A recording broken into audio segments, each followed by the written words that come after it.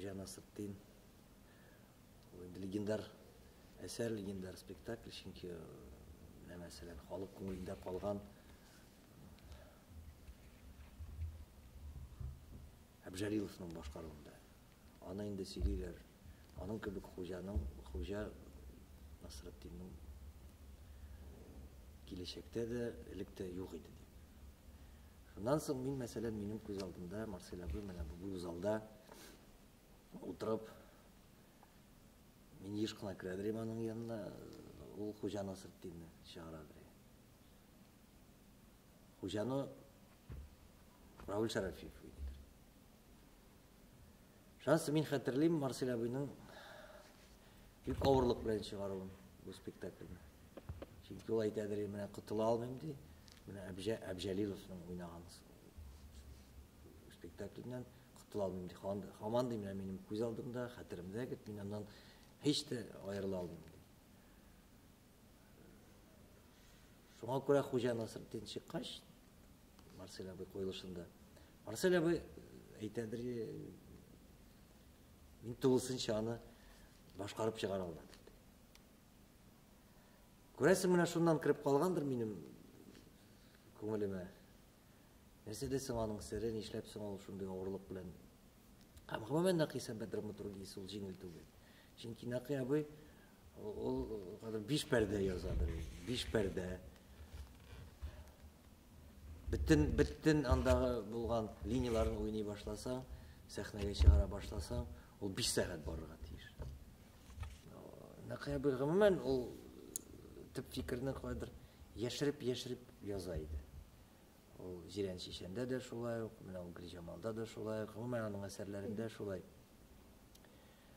Шуңа күрә мин кайдыр калган линияларны алып куеп, менә төп линияне калдырырга уйладым, шул фил турында.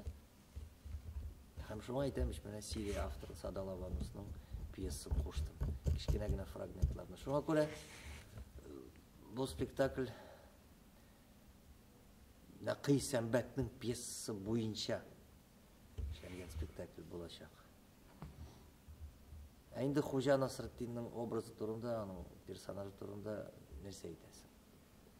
Һәрбер милләттә, һәрбер төрки шәрик, төрки генә түгел, менә мәсәлән, таҗикларда да, ираннарда да бөтенсе дә гавалыйлар, менә ул бездә туды, ул безнең персонаж, ул бездә туган, бездән чыккан персонаж. Шуңа күрә Хуҗа Насретдин турында китаплар да күп, әкиятләр дә күп, анекдотлар да күп. Мине гомумән борчый, мәсәлән, гомумән борчый бүгенге көндә Хуҗаның урыны. Чөнки Хуҗа үлемсез персонаж. Дон Кихот бар, шуннан тагын кем бар? Дон Жуан бар. Һәм менә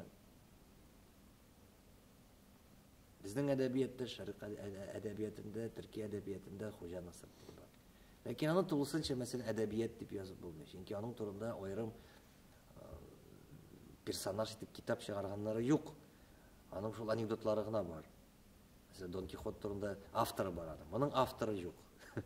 Бу имештер, менә шундый кеше булган, шәһәрдән шәһәргә күчеп җиреп, токмаклар әйтеп. Совет заманда,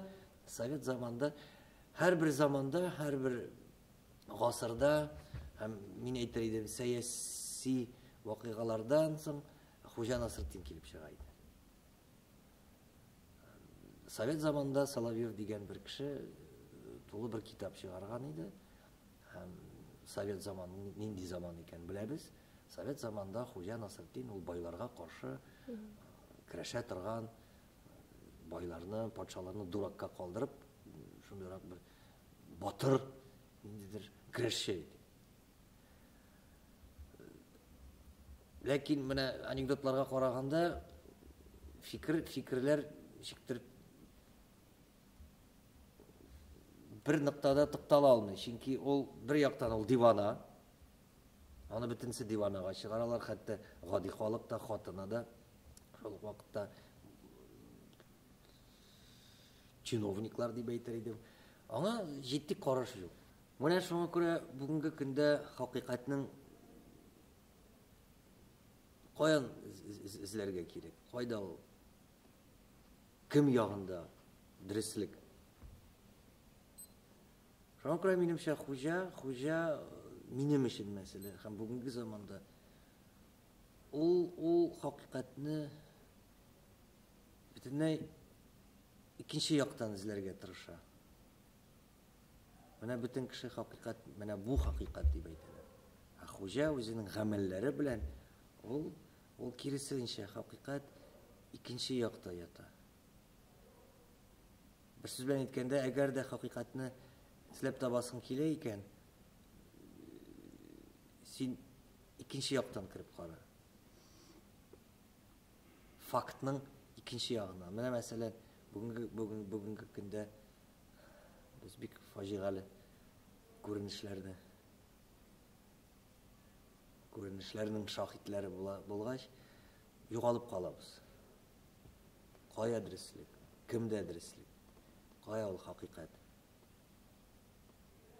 Безгә бер яктан менә бу дөреслек диләр. Икенче яктан менә бу дөрес диләр. Бәлки менә хуҗача әйтсәк, бәлки дөреслек, хакыйкать ул бөтенләй икенче якта ятадыр. Шуңа күрә хуҗа бүгенге көндә нәрсә әйтә алыр иде икән? Фикер